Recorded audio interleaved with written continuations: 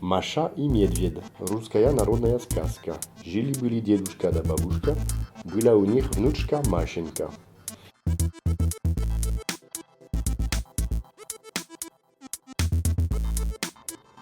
Salut Thomas, je voulais savoir si tu avais une astuce pour m'aider à mieux prononcer les mots. Alors j'ai une astuce géniale à te proposer, c'est un super exercice, c'est vraiment un truc qui va te permettre de faire d'énormes progrès. Et pas seulement pour prononcer les mots. Ça va t'aider à prononcer beaucoup mieux, à prononcer plus rapidement. Ça va aussi t'aider à lire plus rapidement, à accélérer ta vitesse de lecture.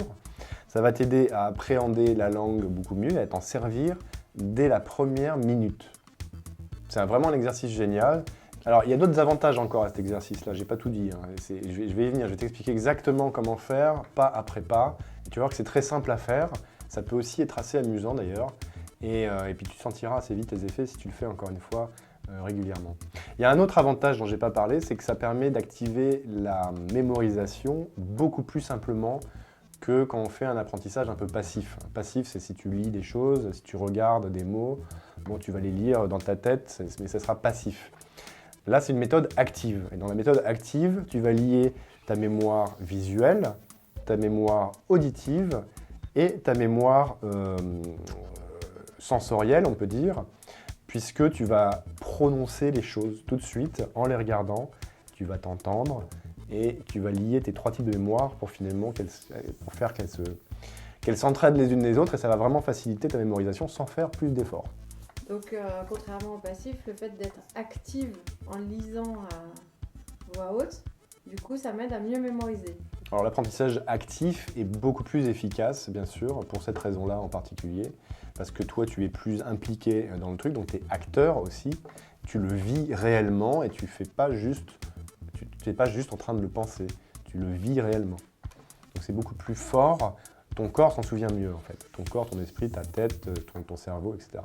Oh, ok. Alors qu'est-ce que c'est que ce super exercice? C'est vraiment un super exercice, hein. Franchement c'est un truc absolument à faire parce qu'il y a peu de gens qui en parlent, mais c'est très très efficace, pour toutes les langues d'ailleurs. Alors c'est l'exercice de la lecture à haute voix. Et là vous allez me dire, ah oui mais non, c'est que la lecture à haute voix et tout. Mais attendez, il y a quelques astuces, il y a quelques trucs à savoir qui font que finalement cet exercice fonctionne beaucoup mieux et qu'on peut en tirer tous les avantages dont je t'ai parlé juste avant. Voilà comment ça marche. L'idée, c'est de choisir un texte. Ça, c'est le premier truc à faire. Choisir un texte simple au début. Par exemple, ça peut être un texte de livre pour enfants, même juste un paragraphe hein, pour commencer. Ça peut être aussi une fable ou un conte russe, ou extrait d'une fable ou d'un conte russe, ou encore un article de journal, un article de presse. Voilà, ce n'est pas des textes très compliqués, et un texte avec lequel tu as envie de travailler un petit peu. Mais est-ce qu'il faut déjà que je maîtrise le vocabulaire pour faire cette lecture? Non, pas forcément, du tout, en fait. L'essentiel dans cet exercice-là, c'est vraiment de te mettre en route avec le russe. Peu importe que tu comprennes les choses ou pas. Tu auras tout le temps ensuite d'apprendre un mot, un deuxième, de repérer ces mots-là et de construire finalement le sens qui va avec le texte. L'idée, c'est que toi, tu t'habitues tout de suite à la langue, à la prononcer dès la première seconde, hein, comme je te disais, dès le début de la lecture, en fait, à haute voix. D'accord, donc c'est pas nécessaire que je trouve un conte bilingue avec la traduction à côté. Pas forcément. D'accord. Non, non, l'idée c'est vraiment de s'habituer. Si tu n'as pas En fait, l'idée c'est vraiment de lire.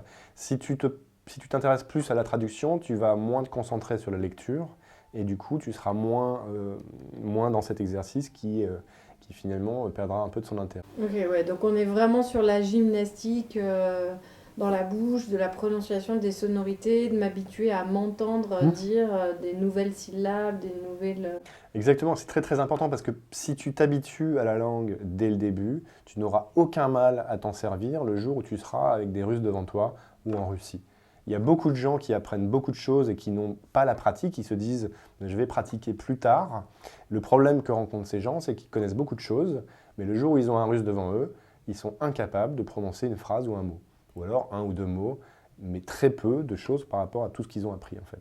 Donc c'est bien, quelque part, d'apprendre des choses et de connaître les choses en théorie, mais si c'est pour que ces choses restent coincées dans la tête, finalement, ça ne sert à rien. Et est-ce qu'il me faut un modèle de quelqu'un qui a déjà lu avant moi pour que je sois sûre de bien prononcer? Non, pas forcément. L'idée, c'est de commencer tout de suite avec ce que tu connais. Alors, il faut avoir fait quelques petits cours quand même de russe au préalable. L'idée, c'est de connaître l'alphabet et de savoir prononcer quelques mots, de déchiffrer les mots. À partir du moment où tu sais déchiffrer, tu peux commencer à faire des exercices de lecture à haute voix. Et le Ok. plus tôt, c'est le mieux, en fait. C'est vraiment dès que tu commences, ton premier mot, je te conseille, je t'incite fortement à le prononcer à haute voix et les suivants, etc.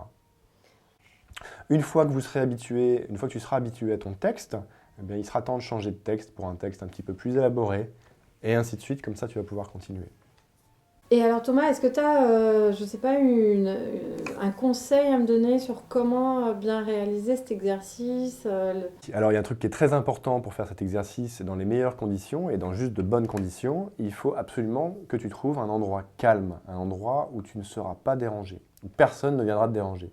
Tout simplement parce que si quelqu'un passe pendant que tu es en train de faire l'exercice à haute voix, eh bien, tu peux être un peu gêné, tu peux être timide, tu peux te sentir ridicule et ça peut juste complètement t'inhiber et t'empêcher de le faire et tu vas enterrer pour de bon cet exercice même si ça se trouve, Ouais, ce qui serait vraiment dommage.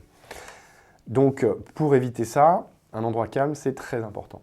Une fois que tu as trouvé ton endroit calme et maintenant que tu as ton texte, eh bien, tu peux commencer à lire doucement, très doucement, c'est-à-dire aussi doucement que tu dois aller pour juste enchaîner les syllabes au début. Si tu es un peu plus à l'aise, eh bien, va à la vitesse où tu peux aller tranquillement. Et dès que ça commence à être difficile, c'est que tu atteins ta vitesse, en fait, là où tu en es aujourd'hui. Alors vraiment pour vous habituer à lire, surtout si vous n'êtes pas habitué à la lecture. Là, ici on a Masha i Miedvied. Donc ça c'est Masha et l'ours. Masha i Miedvied. Ruskaya Narodnaya Skazka. Au bout d'un moment, tu vas t'habituer à ce que tu as lu et tu vas pouvoir revenir dessus pour le relire un petit peu plus vite puisque tu auras déjà déchiffré les choses au préalable. À partir de ce moment-là, l'idée, ça va être d'accélérer tout doucement le débit et de monter un petit peu plus, comme ça, ta vitesse de lecture. Masha i Miedvied. Ruskaya Narodnaya Skazka. Жили-были дедушка да бабушка. Et c'est là que c'est marrant, c'est que dès que tu peux commencer à varier ta vitesse de lecture, eh bien, tu peux aussi commencer à t'amuser avec tout ça. D'ailleurs, on peut s'amuser sans varier la vitesse de lecture, juste avec le fait de prononcer bien les choses, quitte à exagérer comme je le fais maintenant. Vous pouvez aussi le faire avec une grosse voix. Alors on va faire sur une autre phrase. Собрались раз подружки в лес по грибы да по ягоды. Пришли звать с собой и Машеньку. On peut faire очень хорошо, да. Et là, ça donne une sorte de rondeur au truc, une sorte de jeu qui peut être juste très amusant en fait. Et c'est encore plus amusant quand on varie ensuite avec la vitesse de lecture à haute voix. On peut prononcer très lentement. Это да, очень хорошо. Ouais, s'amuser en théâtralisant un petit peu plus ce qu'on dit ou être un peu dans des exercices de prononciation comme Alors. les 6 chaussettes de l'archiduc du Sèche. Bref, que j'arrive pas à dire. Si on veut, ouais, c'est ça. Et ça devient vraiment un rendez-vous sympa qu'on peut se donner chaque jour pour progresser très efficacement, comme vous allez le voir si vous faites cet exercice régulièrement. Alors le défi principal, c'est de faire un petit pas après l'autre, de monter la difficulté progressivement. Alors la difficulté pour un même texte, ça sera d'accélérer un petit peu la lecture. On peut se fixer un challenge qui sera de lire le texte le plus rapidement possible. Ok, et même là tu nous proposais de démarrer avec une fable, un conte, ou voilà. Mais je crois même que du coup dans tes formations, tu nous proposes même des phrases concrètes quoi, pour la vie courante ou des choses comme ça, non? Alors oui, effectivement, j'ai des formations et des projets en cours où je suis en train de développer une formation sur le russe pour la vie courante, sans grammaire. Et tu peux déjà tester les choses, je vais mettre aussi les liens dans la description de la vidéo. Mais ce que je te propose de faire si tu veux aller plus loin, c'est très simple. Tu vas télécharger des phrases russes que je te donne gratuitement. Alors pour ça, tu vas aller visionner une série de vidéos dont je mettrai l'adresse aussi dans la description de la vidéo. Juste en dessous de cette vidéo, il y a les liens de ces vidéos-là.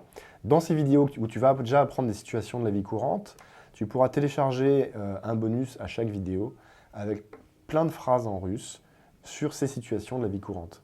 C'est-à-dire comment prendre les transports, comment s'acheter ses places de théâtre ou de spectacle, comment dire bonjour, rencontrer les Russes, etc. Télécharge ces phrases-là et fais tes exercices sur ces phrases en prononçant les choses à haute voix.